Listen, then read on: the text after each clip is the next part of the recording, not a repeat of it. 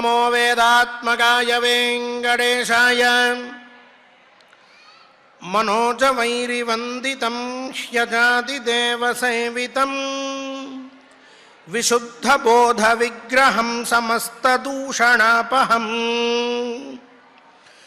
నమామి జానకీపతిం సుఖాకరం సతాంగతిం భజే సశక్తిసానుజం శచీపతిప్రియానుజం.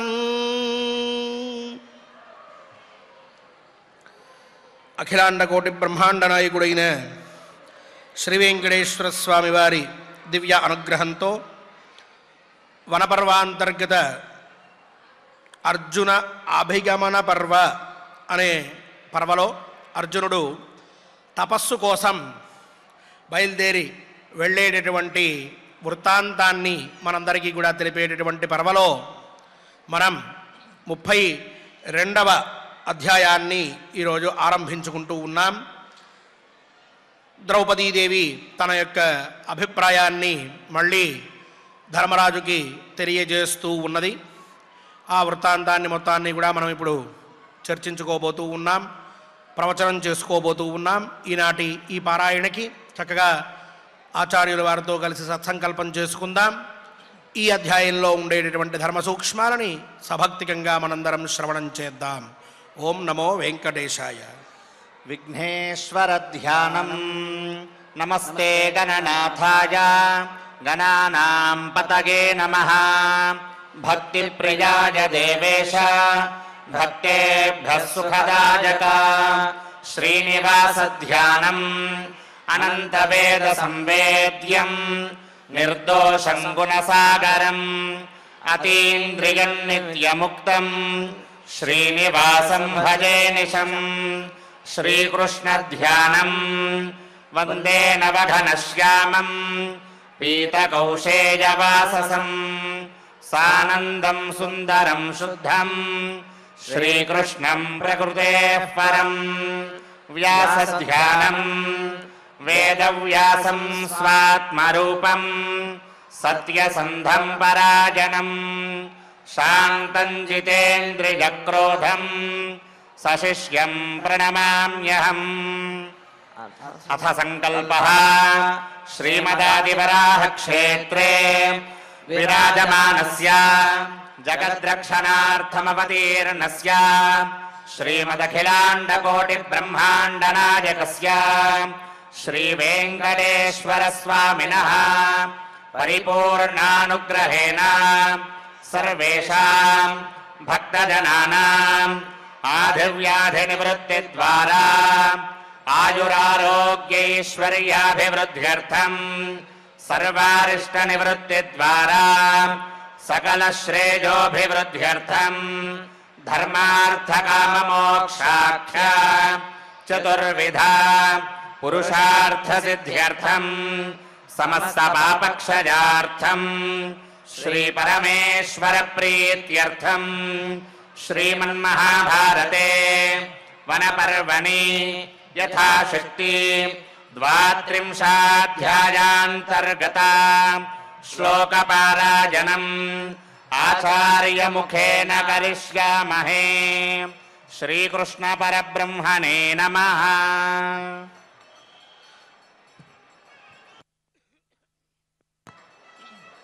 నారాయణం నమస్కృత్య నరం చైవ నరోత్తమం దేవీం సరస్వతీం వ్యాసం తతో జయముదీరయేత్. అథ 32ోऽధ్యాయః.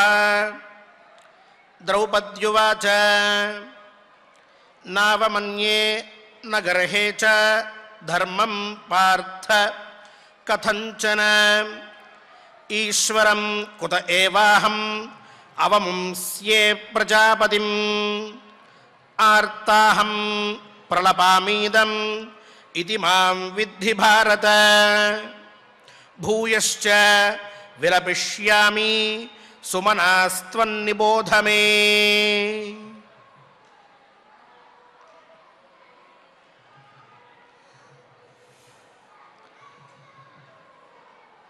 తన మాటలలో ఈశ్వర అనుమానం, అవమానం, కర్మ యొక్క నైష్ఫల్యం, ఈ రెండూ కూడా కనిపించాయి అని అనుకుని తన స్థితిని పరిగణించక తన మాటలలో ఉన్న బాహ్యమైన అర్థాన్ని మాత్రమే తీసుకొని ధర్మరాజు కర్మణాం ఫలమస్తీహ తథైతద్ధర్మశాసనం వ్యవస్య సర్వమస్తీతి నాస్తిక్యం భావముత్సృజ ఉత్తమాన్ దేవతాం కృష్ణే మావమంస్థాః కథంచన శిక్షస్వైనం నమస్వైనం మాతే భూత్ బుద్ధిరీదృషి అంటూ నీవు దేవతల్ని అవమానిస్తూ ఉన్నావు, ధర్మాన్ని అనుమానిస్తూ ఉన్నావు, ఇలాంటి బుద్ధి నీకు మళ్ళీ కలగకూడదు, వేద ప్రతిపాదితమైన ధర్మాన్ని నిష్ఫలం అని చెప్పి నువ్వు అంటూ ఉన్నావు, అది నాస్తిక్యానికి సంబంధించిన విషయం, అటువంటి విషయంలో నువ్వు ప్రవర్తించకూడదు అంటూ ధర్మరాజు కొంచెం కఠినంగా మాట్లాడేటప్పటికీ తన మాటల్లోని భావన ఇలా అర్థమైందా అని అనుకుని ధర్మరాజుకి మళ్ళీ ద్రౌపదీదేవి తన అభిప్రాయాన్ని మొత్తాన్ని వినిపిస్తూ ఉన్నది. తన యొక్క భావాన్ని స్పష్టంగా తెలియజేయాలి అని అనుకుంటోంది. తను ఎందుకు ఈ మాటలు మాట్లాడవలసి వచ్చిందో చెప్పాలి అని చెప్పి మళ్ళీ ఇన్ని మాటలు ధర్మరాజు మాట్లాడిన తర్వాత కూడా ఆవిడ పై మాటగా మాట్లాడుతూ అంటోంది, నావమన్యే నగరహేచ ధర్మం పార్థ కథంచన. మొట్టమొదట ఆరంభం చేయడమే నావమన్యే అని మాట్లాడుతూ ఉన్నది. ఈశ్వరుడు మన యందు కఠినంగా ప్రవర్తిస్తూ ఉంటాడు, ఈ కర్మఫలం అనేటటువంటి దాన్ని నమ్ముకోవడం అనవసరం. ఇలా అయినట్లయితే ఆ దుర్యోధనుడికి అన్ని ఐశ్వర్యాలు పట్టడమేమిటి, మనం ఇంత కష్టపడ్డమేమిటి అని ద్రౌపది పరితాపవాక్యం అని చెప్పినట్లుగా బాధపడుతూ ఆవిడ మాట్లాడింది. చాలా ఆక్రోశించింది, తన యొక్క బాధని మొత్తాన్ని చెప్పుకున్నది. అప్పుడే నీ తమ్ముణ్ణి అర్జునుణ్ణి చూసినా, భీమసేనుణ్ణి చూసినా, లేక చిన్నవాళ్ళు అయినటువంటి మాద్రీసుతులని ఇద్దరిని చూసినా, నకుల సహదేవుల్ని, నిన్ను చూసినా, నీ ప్రస్తుత పరిస్థితిని గమనిస్తూ ఉన్నా, నువ్వు కొన్ని సంవత్సరముల పూర్వం అనుభవించినటువంటి సుఖాలు, మొన్నటి వరకు నువ్వు అనుభవించినటువంటి రాజభోగాలు, ఇవన్నీ మళ్ళీ మళ్ళీ గుర్తుకు వస్తూ ఉంటే, ప్రస్తుతం నువ్వు ఈ అరణ్యంలో అనుభవిస్తూ ఉన్నటువంటి ఈ కష్టాన్ని చూస్తూ ఉన్నా నా మనసు తల్లడిల్లిపోతూ ఉన్నది. నేను వివశురాల్ని అవుతూ ఉన్నాను. నా బాధ ఎవరికి చెప్పుకోవలసినది?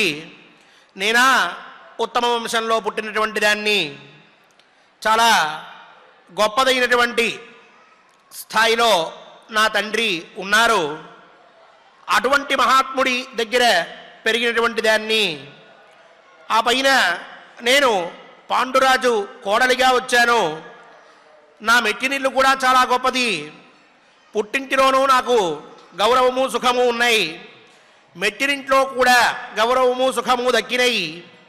అలాంటిది ఒక్కసారిగా సభా మధ్యమున మహాత్ములందరూ కూడా ఉన్న సమయంలో, అంతవరకు నన్ను చూసిన మరుక్షణం ప్రతి ఒక్కరూ కూడా మహారాజ్ఞి ద్రౌపది అని చెప్పి రెండు చేతులు దగ్గరికి తీసుకొచ్చి నమస్కారం చేసి కళ్ళతోటి నా యందు వాళ్ళ యొక్క ఆత్మీయతని అభిమానాన్ని మొత్తం చూపిస్తూ నన్ను ప్రార్థిస్తూ ఉండేటటువంటి వారందరి మధ్యమున, నన్ను చూసినంత మాత్రముననే నీకు శత్రువైనటువంటి వారు కూడా భయపడి పక్కకి తప్పిపోయి ద్రౌపదీదేవికి మనం కనిపించకూడదని చెప్పి ముఖాలు దాచుకున్నటువంటి స్థితిలో నేను నా జీవితాన్ని గడుపుతూ ఉంటే, ఒక్కసారిగా ఈ జూదం వలన ఇంతమంది నన్ను చూసి అభిమానించేవారు, నన్ను చూసి గౌరవించేటటువంటి వారు, నన్ను చూసి భయపడి వెళ్ళిపోయేటటువంటి వారు, నన్ను చూసి ఈర్ష్యపడినా సరే ఏమీ చేయలేకపోయినటువంటి వారు, వారందరూ కూడా ఒక స్థలంలో కూర్చుని ఉండగా విశిష్య మహాత్ములైనటువంటి పెద్దలందరూ కూడా భీష్మాచార్యుల వారు కానీ, అశ్వత్థామ కానీ, అలాగే అదే సందర్భంలో అక్కడ మన కులగురువులుగా ఉన్నటువంటి వారు కానీ, ఇంతమంది ద్రోణాచార్యుల వారు, ఇంకొకరు వారంతా కూడా ఆ సభా స్థలిలో కూర్చుని ఉండగా అందరి మధ్యలో నన్ను లాగి పట్టి తీసుకొచ్చి నా జుట్టు పట్టి లాగి నా వస్త్రములని దోచుకుందామని, నన్ను అవమానిద్దామని, ఏకవస్త్ర అయి ఉన్నటువంటి నన్ను కష్టకాలంలో ప్రతి స్త్రీ కూడా చాలా ముభావంగా ఉండేటటువంటి పరిస్థితిలో నేను ఉన్నప్పుడు అలాంటి సమయంలో నన్ను లాగి బయటికి తీసుకొచ్చి పైశాచికమైనటువంటి ప్రవృత్తిని అవలంబించినటువంటి వారై నా మానాన్ని ఏమాత్రమూ కూడా లక్ష్యపెట్టక నన్ను అంత అవమానం చేసి దాసి అని సంబోధించి, ఒకడేమో తొడగొట్టి రా వచ్చి ఇక్కడ కూర్చో అని, ఇంకొకడేమో ఏమే దాసి వచ్చి మాకు సేవ చెయ్యి అని అంటూ, ఇంకొకడు సాక్షాత్తుగా నన్ను ముట్టుకుని ఇంకొకడు నా వస్త్రాన్ని పట్టి లాగుతూ ఉంటే ఆర్తురాలినై అబలనై ఎవరు రక్షిస్తారో తెలియక ఎదురుగా లోకాన్ని మొత్తాన్ని కూడా జయించగలిగేటటువంటి శక్తియుక్తులు కలిగి ఉన్నటువంటి 5గురు కూడా నా ప్రాణసములైనటువంటి వారు అలా చేతులు కట్టుకుని నిల్చుని ఉంటే వాళ్ళల్లో ఒక్కరు కూడా అడుగు ముందుకు వేసి ఏమిటి ఈ పని, స్త్రీ విషయంలో ఇట్లా ప్రవర్తించవచ్చా అని అనక తలలు వంచుకుని ఏమీ చెయ్యని నిస్సహాయ స్థితిలో అలా నన్ను శత్రువులకి అప్పగించిన క్షణమున నన్ను రక్షించేటటువంటి నాథుడు ఇంకొకడు లేనప్పుడు, నన్ను నేను స్వయంగా రక్షించుకోలేనటువంటి స్థితిలో ఉన్నప్పుడు శత్రువులు మిమ్మల్ని చూసి బానిసలు వాళ్ళు అని పెద్దబెట్టును నవ్వుతూ ఉంటే ఆ క్షణమున నేను పడినటువంటి కష్టాన్ని ఒక్కసారి గుర్తు తెచ్చుకుంటున్నావా? ఆ సమయంలో నా పుట్టుక ఎటువంటిది, నా జీవనం ఎలా కొనసాగింది, మెట్టిరింటికి వచ్చిన తర్వాత నేను ఎటువంటి వైభోగంలో గడిపి ఉన్నాను, నా ధర్మ పరిపాలన ఎటువంటిది, నా ప్రవృత్తి ఎటువంటిది, ఇన్ని సంవత్సరముల పాటు నేను ఎంత సౌశీల్యమైనటువంటి జీవనాన్ని కొనసాగించాను అని చెప్పి ఆలోచించుకుని ఈ సమయమున తోడేళ్లలాంటి ఈ మూర్ఖుల మధ్యన నా మానానికి భంగం ఏర్పడుతూ ఉంటే రక్షించేటటువంటి వాడు దొరక్క మీరందరూ కూడా అసమర్థులై ఉన్నటువంటి సమయమున నాకు జరిగినటువంటి అవమానం నన్ను దహించి వేస్తూ ఉంటే ఆ సమయమున నేను పడ్డటువంటి కష్టం నీకు గుర్తు వస్తున్నదా?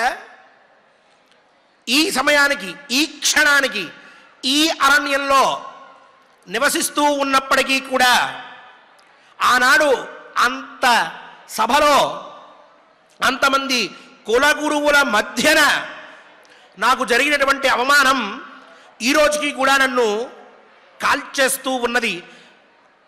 నా శోకం ఎవరికీ కూడా తెలియబడట్లేదు, ఎవరి చేత కూడా అది గ్రహింపబడట్లేదు. అటువంటి కష్టాన్ని అనుభవించినటువంటి నేను అటువంటి కష్టకాలంలో కేవలం పరమాత్మ స్మరణ చేతనే బయటపడ్డటువంటి నేను ఈనాడు మనకి ఇంతటి దుర్గతి ప్రాప్తించి ఉండగా శత్రువులు సమస్త రాజభోగాల్ని కూడా అనుభవిస్తూ లోకమున వారు ఉత్తములుగా కీర్తించబడుతూ సకల సుఖాల్ని కూడా వాళ్ళు పొందుతూ ఉన్నారు. ఏ ధర్మాన్నైనా సరే వారు పరిగణించారా? కించిత్తు ధర్మాన్ని ఆచరించాలని వాళ్ళు భావించారా? ఏ రోజైనా సరే ధర్మం వైపునే మేము నిలబడతాము అని చెప్పి వారు చెప్పారా? లేదే.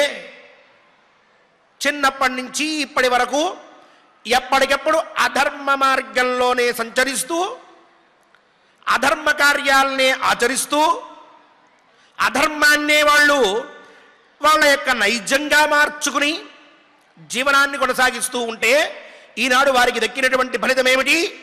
సకల సామ్రాజ్యయుక్తమైనటువంటి భోగం. ఈ రాజ్యలక్ష్మి వారిని వరించి వారికి ఉత్తమమైనటువంటి స్థాయిని కలగజేసింది. ధర్మాన్ని తప్పమని చెప్పి పెద్దలు పిలిచి అరణ్యానికి వెళ్ళండి అంటే అరణ్యానికి, తీర్థయాత్రలు చేసి రమ్మంటే తీర్థయాత్రలకి, ఎందుకు పనికిరానటువంటి స్థలాన్ని ఇచ్చి ఇక్కడ మీరు రాజ్యాన్ని నిర్మించుకోండి అని అంటే అక్కడ రాజ్యాన్ని నిర్మించుకుని అలా కాలం గడుపుతూ అక్కడికి వెళ్ళి ఎవరు కూడా వెంటరానటువంటి సమయంలో స్వశక్తితోటి ఉన్నటువంటి ధర్మయుక్తమైన మార్గంలో అనుసరించి ఆ మార్గంలోనే వెళ్తూ జీవనాన్ని కొనసాగిస్తూ పరమాత్మ సేవను చేస్తూ అంతకంతకీ కూడా శక్తిని పెంచుకుంటూ ధర్మమైనటువంటి యుక్తితోటి శత్రువుల్ని కూడా జయించి రాజసూయ యాగం చేసి మహాత్ముడవై నువ్వు ఉండగా నీ పట్ట మహిషిగా నేను ఇంతటి వైభోగాన్ని అనుభవిస్తూ ఉంటే హఠాత్తుగా ధర్మయుక్తుడైనటువంటి వాడేమో అరణ్యం పాలవ్వడం, సకల దుర్లక్షణములు కలిసి ఉన్నటువంటి అసమర్థుడేమో అందలమెక్కడం. ఏమిటి ఈ తారతమ్యం? దేనికి ఈ తారతమ్యం? దీనికి ఒక సహేతుకమైనటువంటి మాట ఏదైనా ఎవరైనా చెప్పగలరా? ఎవరికైనా సరే ఆ మాట చెప్పగలిగేటటువంటి అవకాశం ఉన్నదా?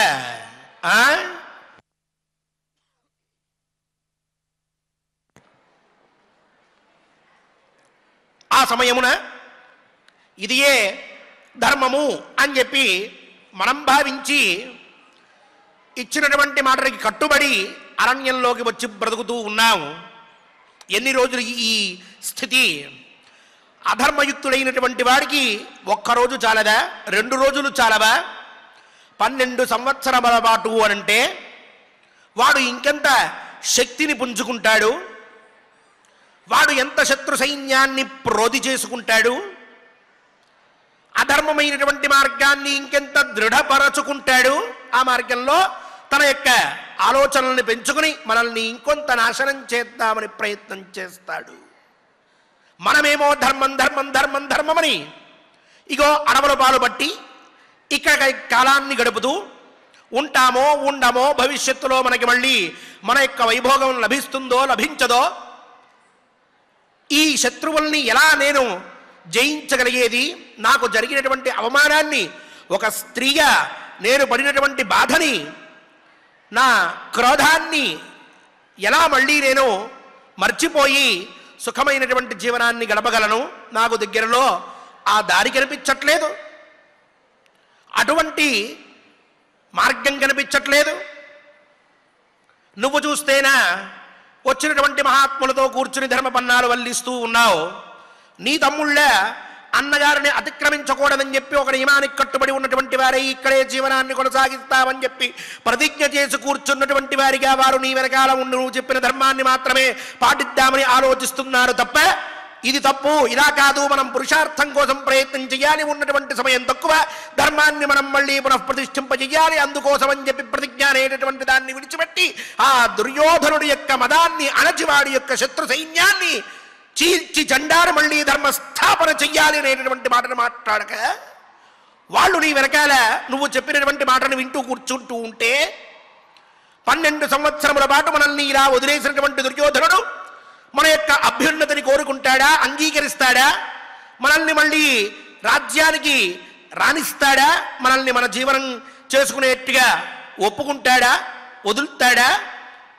ఏ స్థితిలోనూ లేనటువంటి సందర్భంలోనే వాడికంటే అన్ని విధాలుగానూ ఉత్తమంగా ఉన్నప్పటికీ కూడా ఒక మాయతోటి మాయాజూతాన్ని ఏర్పరిచి శత్రువుల యొక్క సహాయాన్ని తీసుకుని దుర్మార్గుల పంచన చేరి మనల్ని ఓడించి అరణ్యాలకి పంపించి మన రాజ్యాన్ని కొల్లగొట్టినటువంటి దుర్మార్గుడు ఈనాడు మళ్ళీ మనల్ని ఇలా ఉన్నటువంటి వారిని అభ్యున్నతి కోసం మనం పాటుపడదాం అని అనుకుంటూ ఉన్నటువంటి సమయంలో మన ప్రయత్నాన్ని మనం చేసుకునేట్టుగా ఒప్పుకుంటాడా, ఊరుకుంటాడా చూస్తూ ఇంకెంత మనల్ని హింసిస్తాడో, ఇంకెంత మనల్ని తొక్కుదామని చెప్పి ప్రయత్నం చేస్తాడో, మన యొక్క వినాశనాన్ని ఇంకెంత కోరుకుంటాడో, పుట్టినప్పటి నుంచి ఇప్పటి వరకు మన వినాశనం గురించే ఎదురు చూస్తూ ఉండేటటువంటి శత్రువు విషయంలో ధర్మాన్ని పట్టుకుని వేలాడడం అనేటటువంటిది ఏమాత్రమైనా ధర్మంగా తోస్తోందా నీకు అని అడగడంలో నేను మాట్లాడినటువంటి మాటలు మాత్రమే తప్ప అవి లేక ఈ మాత్రం ధర్మం తెలియక, ధర్మ గతి తెలియక, కర్మ విశేషం తెలియక, పరమాత్మ యొక్క గొప్పతనం తెలియక, ఈశ్వరుడు లేడు అనేటటువంటి మాటలు మాట్లాడేటటువంటి దాన్ని అనుకుంటున్నావా ధర్మరాజా? నాకు మాత్రం తెలియదా ఈశ్వరుడు యొక్క గొప్పదనం? నేను మాత్రం సద్వంశంలో ఉద్భవించలేదా? మా తండ్రి గారి దగ్గర నేను మాత్రం ధర్మం తెలుసుకోలేదా? మా ఇంట ఇటువంటి ధర్మపన్నాలు వల్లించేటటువంటి వారు లేరా? ఏ మహాత్ముల యొక్క సందర్శనం నా తండ్రికి జరగలేదా? ధర్మాన్ని అవమానించేటటువంటి దానిగా కనిపిస్తూ ఉన్నానా నేను? ధర్మం గురించి ఇన్ని రోజుల పాటు నీతోటి ఉన్నటువంటి నేను ఇప్పటికీ కూడా నీతో పాటుగా ధర్మ మార్గంలోనే సంచరించేటటువంటి నేను ధర్మాన్ని అవమానిస్తానా? అందువల్ల నేను ధర్మాన్ని అవమానించడము లేదు, ఈశ్వరుణ్ణి నిందించట్లేదు. ఈ రెండు పనులు నేను చెయ్యట్లేదు. నావగర్హే నావమన్యే నగర్హే చ ధర్మం పార్థ కథంచన. నేను ధర్మాన్ని అవమానించేటటువంటి దాన్ని కాదు, ధర్మాన్ని గర్హించేటటువంటి దాన్ని కాదు. ఈశ్వరంకుత ఏవాహం అవమంస్యే ప్రజాపతిం. ఈ ధర్మం విషయంలోనే నేను పరమశ్రద్ధగా ఉండి ధర్మం అనేటటువంటిది గొప్పది అని చెప్పి మాట్లాడేటటువంటి దాన్నే.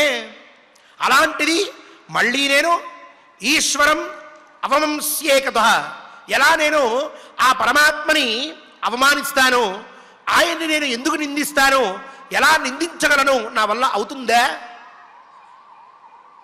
కేవలం ఈ పరంపర ఒక్కసారి చూసుకున్నట్లయితే, ఒక్కొక్క సంఘటన కూడా మనం గమనించినట్లయితే అప్పుడు నాకు జరిగినటువంటి అవమానాలు, వాటి మీద నా మనస్సులో కలిగినటువంటి దుఃఖం, ఆ దుఃఖాన్ని మనసులో పెట్టుకుని మాట్లాడుతున్నటువంటి మాటలు తప్ప ఈశ్వరుణ్ణి అవమానించాలనో, ధర్మాన్ని అవమానించాలనో, ఈశ్వరుడు లేడు అని చెప్పాలనో, లేక ఈశ్వరుడే ఇలా ప్రవర్తిస్తూ ఉంటాడు, ఈశ్వరుడే మన కష్టాలన్నిటికీ కారకుడు అని చెప్పి ఒక సిద్ధాంతాన్ని స్థిరీకరించడానికో నేను మాట్లాడట్లేదు ధర్మరాజా. నా ప్రవృత్తి అటువంటిది కాదు. నేను కూడా కొంత ధర్మశాస్త్రాన్ని, కొంత నీతిశాస్త్రాన్ని, కొంత ఆధ్యాత్మికమైనటువంటి విజ్ఞానాన్ని నా పుట్టినింట పొంది ఉన్నటువంటి దాన్నే. నాకు ఈ విధమైనటువంటి నాస్తిక్య భావన, అంటే వేద ప్రతిపాదితమైనటువంటి ధర్మాన్ని అవమానించి ఆ ధర్మం లేదు అని చెప్పేటటువంటి భావన నా యందు లేదు. నేను ఆ పని చేయట్లేదు. ఆర్తాహం ప్రలపామీదం అంటోంది. నేను ఆర్తురాల్ని ప్రలపామి, ఇలా మాట్లాడుతూ ఉన్నాను. నీకేదైనా అలా మాట్లాడుతూ ఉన్నప్పుడు కష్టం కలిగి ఉండవచ్చు. నా మాటల్లో నేను ఈశ్వరుణ్ణి అవమానిస్తున్నట్లుగాను, లేక ఈ ధర్మాన్ని మొత్తాన్ని కూడా నేను నిందిస్తూ ఉన్నట్లుగాను, కర్మని చెయ్యవలసినటువంటి అవసరం లేదు, కర్మ ఫలం లేదు, కర్మ చేయడం వల్ల ఏ విధమైనటువంటి ఉత్తమమైన గతి కలగదు, కర్మ వల్ల మనకి దక్కేటటువంటి ప్రయోజనం ఏమీ లేదు. కొందరు అంటూ ఉంటారు కర్మ చేస్తే ఆ కర్మ ఫలం నువ్వు తప్పకుండా పొందుతావు అని. కానీ అది కాదు. పూర్వజన్మలో మనం చేసినటువంటి పుణ్య పాపాల బట్టే ఈ జన్మలో మనం మన యొక్క ఉత్తమమైనటువంటి పుణ్యాన్నో లేక కష్టమైనటువంటి దుఃఖాన్నో పొందుతూ ఉన్నాం. ఈరోజు మనం చేసే కర్మ మనకేమీ పని చెయ్యదు అనేటటువంటి మాటలు నేను మాట్లాడినటువంటి విధంలో, ఆ సందర్భంలో నేను అలా అంత ఆక్రోశంతో మాట్లాడడంలో ఉన్నటువంటి తాత్పర్యం ఏమిటంటే, ఆర్తాహం, నేను ఆర్తురాల్ని ఉన్నాను. నా కష్టాన్ని ఎవరు తీరుస్తారు? ఈ దుఃఖం నా నుంచి ఎప్పుడు వెళ్ళిపోతుంది? నాకు ఈ శోకం నుంచి విముక్తి ఎప్పుడు కలుగుతుంది? ఆ శత్రువుల మీద నా యొక్క పగ ఎప్పటికి చల్లారుతుంది? నన్ను అంతమంది మధ్యమున అవమానించినటువంటి దుష్టులకి ఎప్పుడు తగిన శాస్తి జరుగుతుంది? మీరు ఎప్పుడు వాళ్ళ మీద మీ యొక్క పగని ప్రతీకారాన్ని తీర్చుకుంటారు?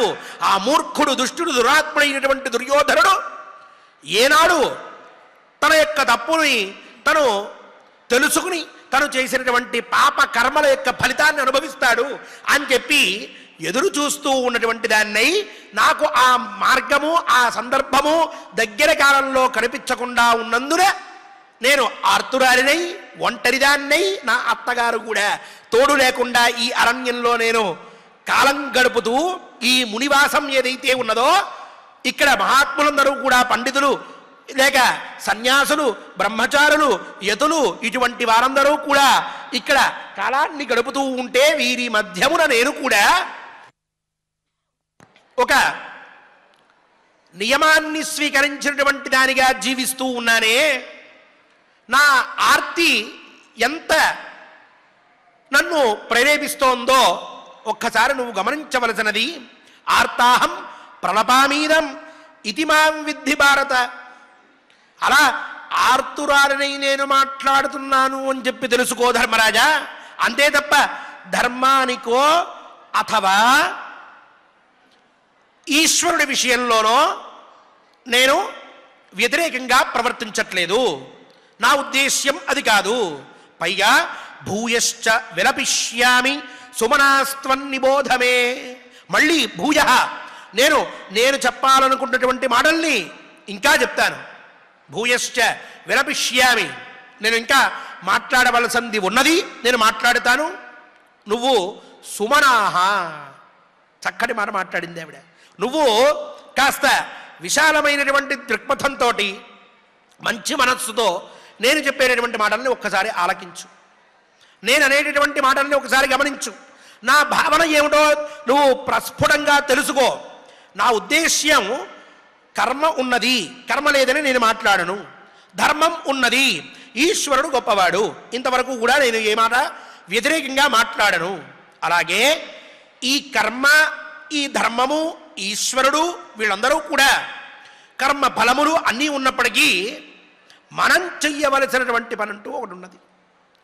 ఆ పనిని మనం చేసినప్పుడే మనం ప్రయోజనం పొందుతాము.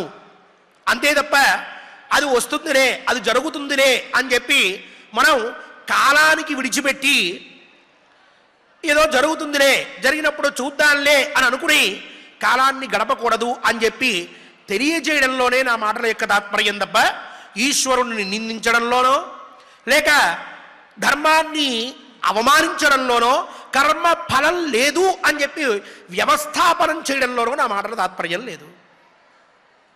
అలా నేను మాట్లాడట్లేదు.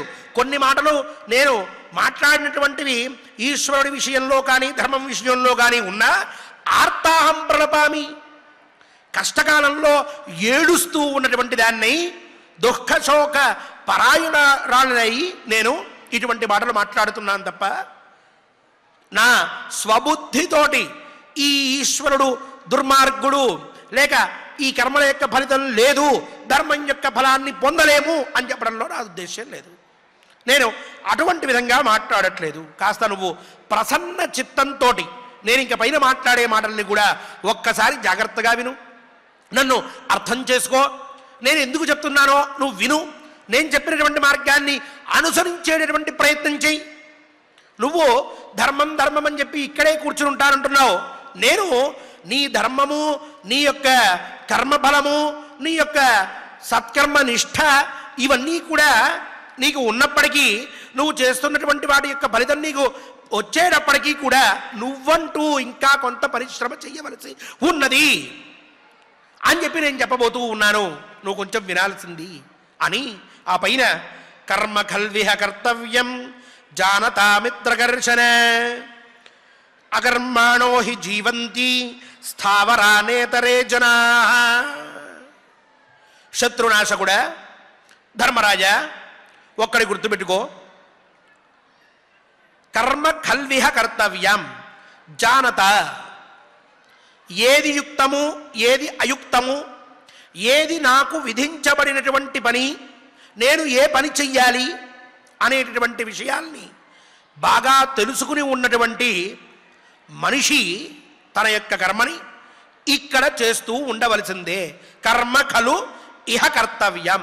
ఇహ అంటే ఈ లోకంలో కర్మ చెయ్యదగినటువంటిదే. ప్రతి ఒక్కరూ కర్మ చెయ్యాల్సిందే. ఇతః పూర్వం కర్మ యొక్క ఫలితం లేదు అని చెప్పి ఆవిడ ఆవేశంగా మాట్లాడిందని ధర్మరాజు కర్మ యొక్క గొప్పతనాన్ని గురించి చెప్తూ వచ్చాడు. ఆవిడ మళ్ళీ అదే మార్గంలో మాట్లాడుతూ కర్మ చెయ్యవలసిందే, కర్మ చేయకూడదని నేను చెప్పట్లేదు. అకర్మాణో హి జీవంతి స్థావరా నేతరే జనాః. హే ధర్మరాజా, ఈ స్థావర జంగమములు అనేటువంటి రెండిటిలో స్థావరములు అని చెప్పి కొండలు, గుట్టలు, చెట్లు ఇటువంటివి ఏవైతే ఉన్నాయో అవి కర్మ చేయాల్సిన అవసరం లేదు. వాటికంటూ కర్మ అనేది ఏదీ లేదు. అవి అలా ఉంటాయంటే ఎప్పటికైనా అలాగే కనిపిస్తూ ఉంటాయి. వాటిల్లో ఎటువంటి మార్పు ఉండదు. ఓ కొండ ఇక్కడి నుంచి పరిగెట్టుకుంటూ వెళ్ళి ఇంకో దగ్గరికి వెళ్ళి కూర్చోదు, లేక ఓ చెట్టు ఇక్కడి నుంచి నడుచుకుంటూ వెళ్ళి ఇంకో దగ్గర ఉండదు. అవి వాటి కోసమని చెప్పి ఏ కర్మ చేసుకోవలసిన అవసరం లేదు. కానీ నేతరే జనాః, మనుష్యులు కర్మహీనులుగా ఎప్పుడూ ఉండకూడదు. మనుష్యులు ఎప్పటికప్పుడు కర్మని ఆచరిస్తూ ఉండవలసిందే. ఇది ధర్మతత్వం, దీంట్లో సందేహం లేదు.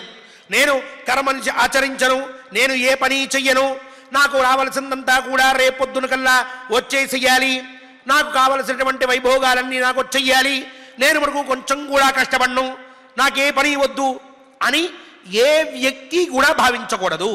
అలా భావించి ఆ భావనలో కొంతమంది ఏమో వ్యక్తుల్ని నమ్ముకుని, కొంతమంది ఏమో దేవతల్ని నమ్ముకుని వాళ్ళు నాకు చేసి పెడతారు అని చెప్పి ఆలోచించి ఏ పని చేయకుండా వృథాగా కాలాన్ని గడుపుతూ ఉంటే వాడికి చెట్టు, చేమ, పుట్ట, కొండ, గుట్ట వీడికి తేడా లేదు.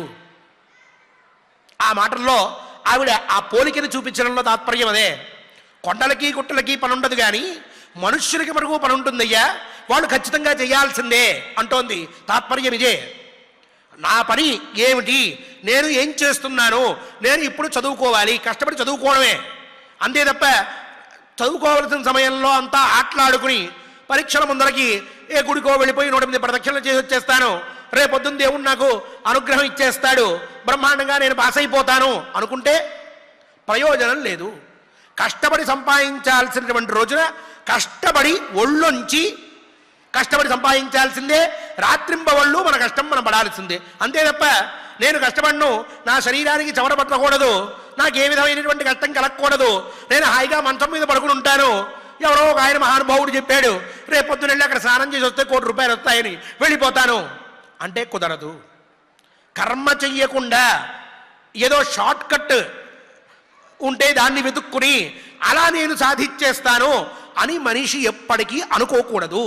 ఎవరికి వారికి ఎవరి స్థాయిలో వాళ్ళు ఒక వయసు వరకు చదువుకోవడం, ఆ పైన సంపాదించడం, కుటుంబాన్ని పోషించుకుంటూ ఉండడం, భార్యాపిల్లల్ని జాగ్రత్తగా చూసుకుంటూ ఉండడం, భర్త పిల్లల్ని వాళ్ళని రక్షించుకుంటూ ఉండడం, తల్లిదండ్రుల సేవ చేస్తూ ఉండడం, ధర్మకార్యాలు చేస్తూ ఉండడం, పాపాన్ని ఆచరించకుండా ఉండాలనుకోవడం, భగవద్భక్తి కలిగి ఉండడం, ఎంతైనా సరే మన పని ఏమిటి అని చెప్పి తెలుసుకుంటూ ఉండడం, పని బట్టి మన ప్రయత్నాన్ని మనం కొనసాగించుకుంటూ వెళ్ళడం, ఇలా చేస్తూ ఉండవలసిందే తప్ప మనిషి అన్నటువంటి వాడు ఎవరో నాకు తెలిసినటువంటి పెద్ద ఆయన ఉన్నాడు, ఆయన్ని పట్టుకుంటే నాకు నెలకింత వచ్చేస్తుంది అని మనిషిని నమ్ముకుంటే, ఒక వ్యక్తిని నమ్ముకుని నేనేం కష్టపడ్నో ఆయన పై స్థాయిలో ఉన్నాడు కాబట్టి నాకు సహకారం చేసేస్తాడు అని అనుకుంటే, ఆయన సహకరించకపోతే జీవితం అంతా కూడా వాణ్ణి తిట్టుకుంటూ గడపాల్సిందే తప్ప ఆ పెద్ద ఆయన్ని ఉపయోగం ఏమీ ఉండదు.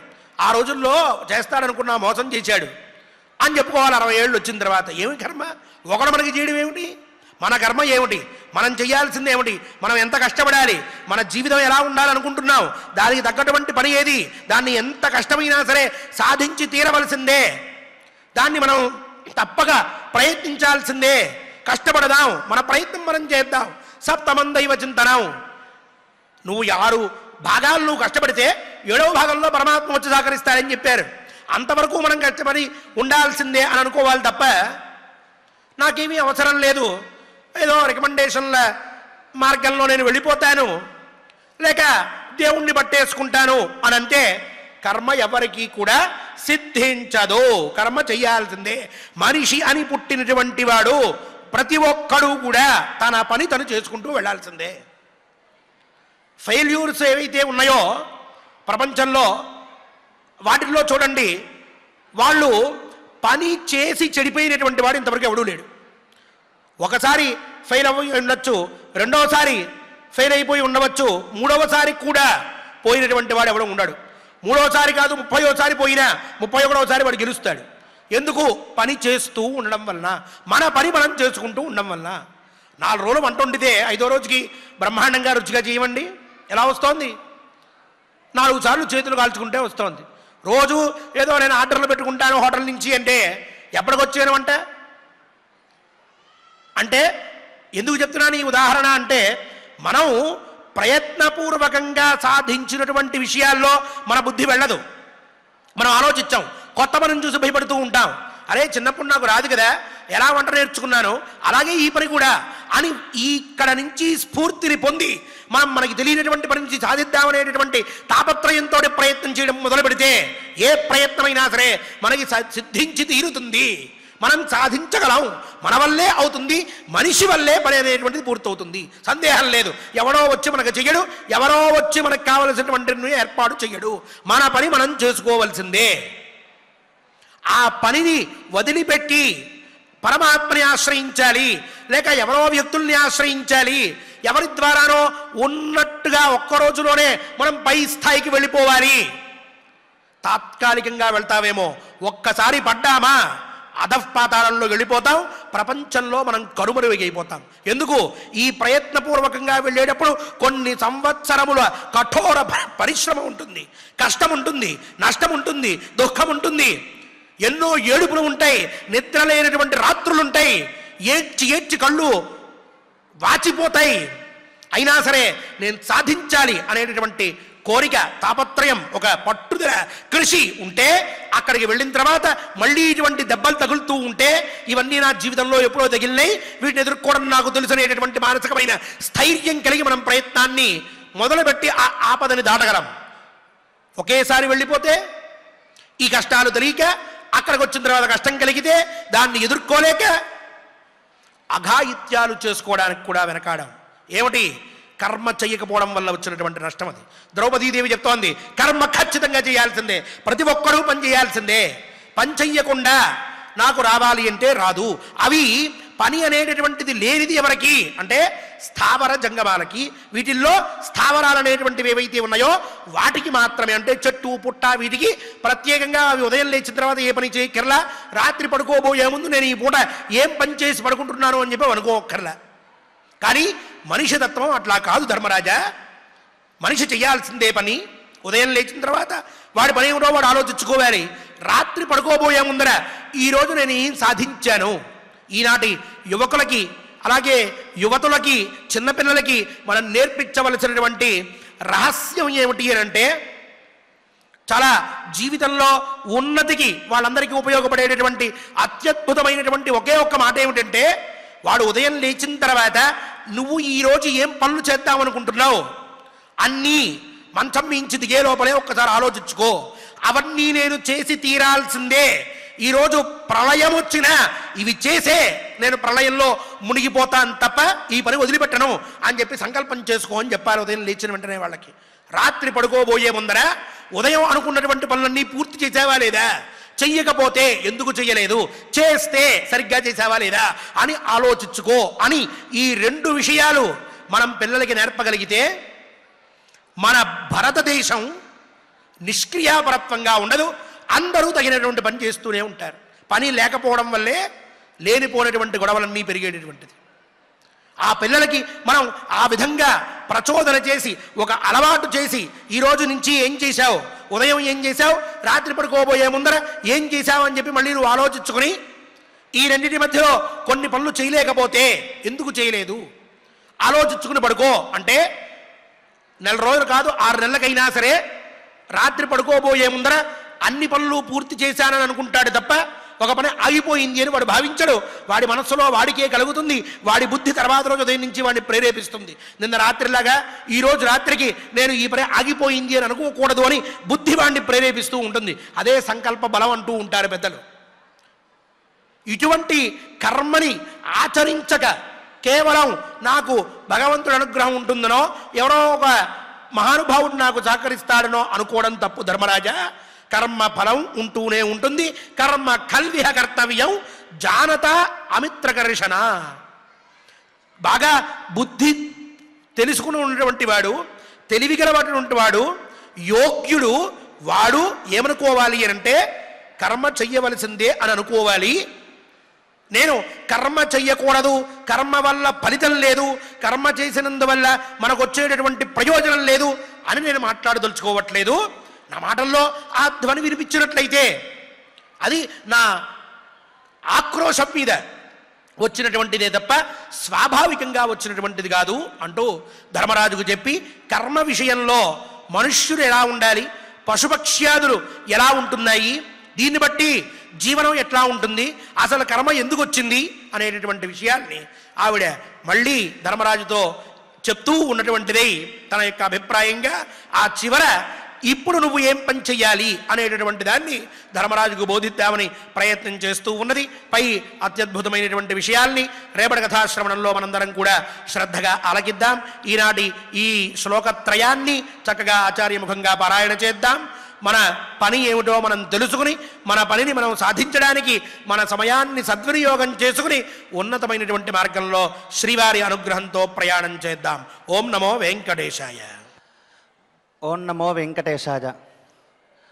ద్రౌపదీదేవి దుర్యోధనుని నిమిత్తం చేసుకొని అనేక ధర్మాలను ధర్మరాజుకి చెబుతూ ఉంది. అలాగే ఈరోజు ఆచార్యాత్ పాదమాదత్తే అన్నట్లుగా ఆ ద్రౌపదీదేవి వాక్యాలను నిమిత్తం చేసుకొని మనకు ఆచార్యుల ద్వారా అనేక ధర్మ విషయాలను, అదేవిధంగా లౌకికంలో మనం పొందేటటువంటి కష్టాల నుండి మనం ఏ విధంగా దానిని మనం బయటికి రావాలి, అక్కడి నుండి ఏ విధంగా బయటికి రావాలి అనేటటువంటి విషయాలను మనం ఈరోజు తెలుసుకున్నాం. ఇక మనం ఏం చేయాలి అని అంటే పాదం శిష్యస్వమేధయా, ఖచ్చితంగా ఇలా తెలుసుకున్నటువంటి ధర్మాలు ఏవైతే ఉన్నాయో ఆ ధర్మాలని మన స్వబుద్ధితో ఇది కర్మాకర్మలు ఏవైతే ఉన్నాయో, కర్తవ్య అకర్తవ్యములు ఏవైతే ఉన్నాయో వాటిని మనం తెలుసుకొని యథావిధిగా కర్మాచరణ చేస్తూ మనం లోకాన్నంతా కూడా సుగమనం చేసుకోవాలి, మన పంథాన్నంతా కూడా సుమార్గం చేసుకోవాలి అనేటటువంటి విషయాలను మనం ఈ అధ్యాయం ద్వారా మనం తెలుసుకున్నాం. ఇక వనపర్వాంతర్గత 32వ అధ్యాయంలో 1వ శ్లోకం నుండి మనం పారాయణం చేసుకుందాం. స్వామివారి యొక్క అనుగ్రహాన్ని పొందుదాం. అథ శ్రీమన్మహాభారతే వనపర్వాంతర్గత అర్జునాభిగమన పర్వణి ద్రౌపదీ వాక్యే ద్వాత్రింశోऽధ్యాయః ద్రౌపద్యువాచ నావమన్యేన గర్హే చ ధర్మం పార్థ కథంచన ఈశ్వరం కుత ఏవాహం అవమంస్యే ప్రజాపతిం ఆర్తాహం ప్రలపామీదం ఇతి మాం విద్ధి భారత భూయశ్చ విలపిష్యామి సుమనాస్త్వన్నిబోధ మే కర్మ ఖల్విహ కర్తవ్యం జానతామిత్రకర్షణ అకర్మాణో హి జీవంతి స్థావరానేతరే జనాః. ఓం నమో వెంకటేశాయ. శ్రీనివాస్ కుమార్ గారు మరియు ఇతర అన్నమాచార్య ప్రాజెక్ట్ కళాకారులందరూ కూడా గోవిందనామ సంకీర్తనంతో మనందరినీ భగవత్ సామీప్యానికి తీసుకువెళ్ళే ప్రయత్నంలో ఉన్నారు. వారితో జతగడదాం, గోవిందుడిని కీర్తిద్దాం. మంగళప్రదుడైనటువంటి స్వామివారి అనుగ్రహాన్ని పొందుదాం.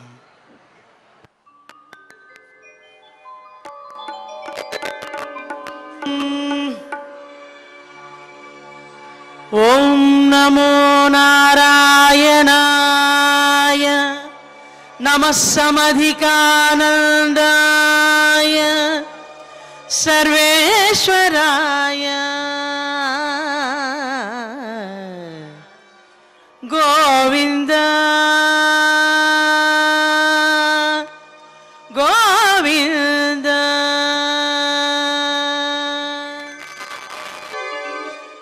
శ్రీ శ్రీనివాస గోవింద, శ్రీ వెంకటేశ గోవింద, భక్తవత్సల గోవింద, భాగవత ప్రియ గోవింద, నిత్య నిర్మల గోవింద, నీలమేఘ శ్యామ గోవింద, పురాణ పురుష గోవింద, పుండరీకాక్ష గోవింద, నందనందన గోవింద, నవనీత చోర గోవింద, పశుపాలక శ్రీ గోవింద, పాప విమోచన గోవింద, దుష్ట సంహార గోవింద, దురిత నివారణ గోవింద, శిష్ట పరిపాలక గోవింద, కష్ట నివారణ గోవింద, గోవింద హరి గోవింద, గోకుల నందన గోవింద, గోవింద హరి గోవింద, గోకుల నందన గోవింద.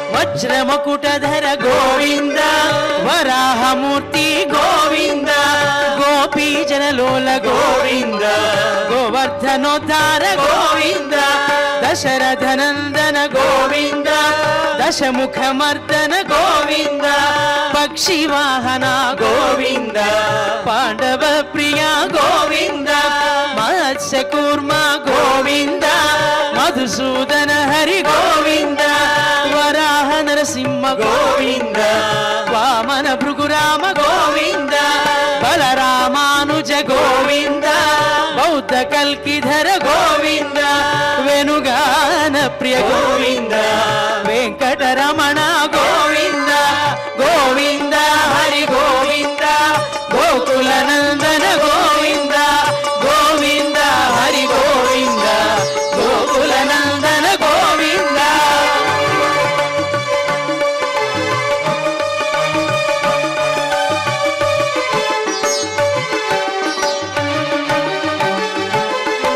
సీతానాయక గోవింద, శ్రిత పరిపాలక గోవింద, దరిద్ర జన పోషక గోవింద, ధర్మ సంస్థాపక గోవింద, అనాథ రక్షక గోవింద, ఆపద్బాంధవ గోవింద, శరణాగత వత్సల గోవింద, కరుణాసాగర గోవింద, కమలదళాక్ష గోవింద, కామిత ఫలద గోవింద, పాప వినాశక గోవింద, పాహి మురారే గోవింద, శ్రీముద్రాంకిత గోవింద, శ్రీవత్సాంకిత గోవింద, ధరణీ నాయక గోవింద, దినకర తేజ గోవింద, గోవింద హరి గోవింద, గోకుల నందన గోవింద, గోవింద హరి గోవింద, గోకుల నందన గోవింద.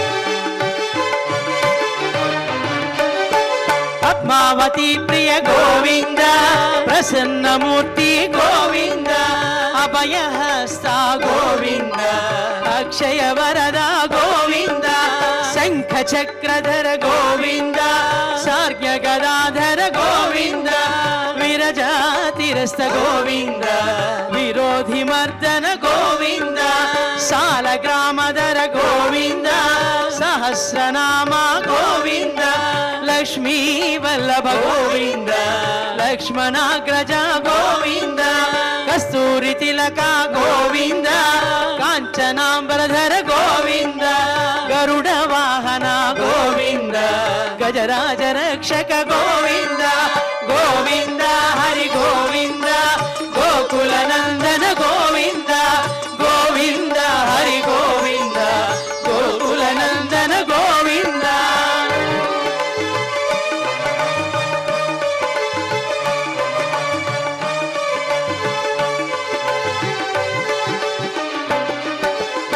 వానర సేవిత గోవింద వారధి బంధన గోవింద సప్తగిరీశ గోవింద ఏక స్వరూప గోవింద శ్రీరామకృష్ణ గోవింద రఘుకుల నందన గోవింద ప్రత్యక్ష దేవ గోవింద పరమదయాకర గోవింద వజ్ర కవచధర గోవింద వైజయంతిమాల గోవింద వటికాసులవాడ గోవింద వసుదేవతనయ గోవింద బిల్వ పత్రార్చిత గోవింద భిక్షుక సంస్థుత గోవింద శ్రీ పుంరూప గోవింద శివకేశవమూర్తి గోవింద గోవింద హరి గోవింద గోకుల నందన గోవింద గోవింద హరి గోవింద గోకుల నందన గోవింద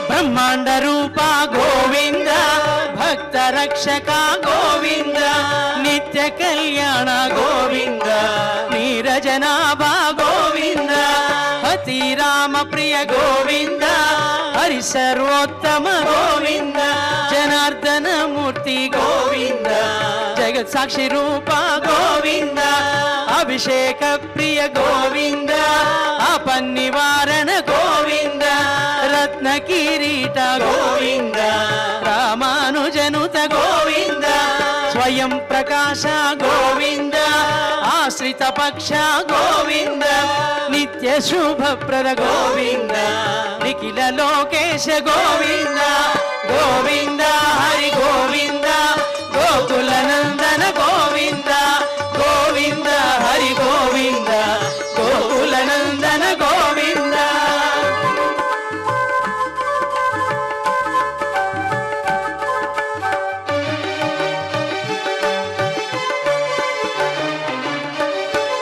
ఆనంద రూప గోవింద ఆద్యంతరహిత గోవింద ఇహ పరదాయక గోవింద ఇవరాజ రక్షక గోవింద పరమదయాలో గోవింద పద్మనాభ హరి గోవింద తిరుమల వాస గోవింద తులసీవనమాల గోవింద శేష సాయినే గోవింద శేషాద్రి నిలయ గోవింద మత్స్యావతార గోవింద ఏడుకొండలవాడ గోవింద గోవింద హరి గోవింద గోకుల నందన గోవింద గోవింద హరి గోవింద గోకుల నందన గోవింద గోవింద హరి గోవింద గోకుల నందన గోవింద గోవింద హరి గోవింద గోకుల నందన గోవింద గోవింద హరి గోవింద గోకుల నందన గోవింద గోవింద హరి గోవింద గోకుల నందన గోవింద గోకుల నందన గోవింద గోకుల నందన గోవింద గోవింద గోకుల నందన గోవింద గోకుల గోవింద గోకుల నందన గోవింద గోకుల నందన గోవింద ఏడుకొండల రమణ గోవింద గోవింద శ్రీ శ్రీనివాస శ్రీ వెంకటేశ గోవింద గోవింద. ఓం నమో వెంకటేశాయ. క్షమా ప్రార్థనాదులతో మన పారాయణాన్ని పూర్తి చేసుకుందాం. రేపటి రోజున విశిష్టమైనటువంటి అంశాలని వినే భాగ్యం ప్రసాదించమని స్వామివారిని ప్రార్థిద్దాం.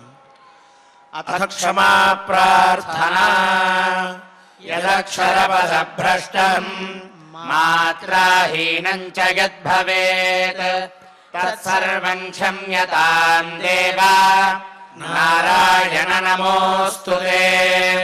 అథ లోకక్షేమ ప్రార్థనా స్వస్తి ప్రజాభ్యః పరిపాలయంతాం న్యాయేన మార్గేణ మహీం మహిషాః.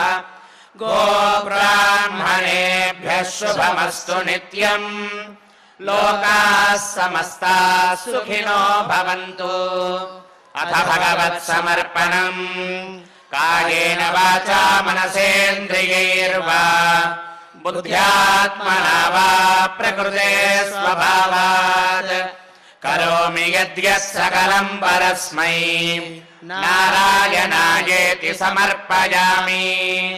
अथ मङ्गलम् श्रियः कान्ताय कल्याणनिधये निधयेऽर्थिनाम् श्रीवेङ्कटनिवासाय श्रीनिवासाय मङ्गलम्। నక్షత్రాల వెలుగులో పచ్చని పచ్చికపై పార్టీల కోసం అనువైన గార్డెన్. MLN కన్వెన్షన్ లో CCTV పర్యవేక్షణతో పూర్తి భద్రత. ఎక్స్పీరియన్స్ అండ్ ప్రొఫెషనల్ వర్కర్స్ గల అన్నపూర్ణ గ్రూప్ వారి సేవలు. 2000 వాహనాలు పార్కు చేసేందుకు సువిశాల పార్కింగ్ సౌకర్యం. మీ ఇంట జరిగే అన్ని శుభకార్యాలకు, పెళ్లి, reception, engagement, birthdays, get together, corporate events, ఏ ఇతర శుభకార్యాలకైనా అందమైన వేదిక MLN కన్వెన్షన్ హాల్. బుకింగ్ కోసం సంప్రదించండి 75504388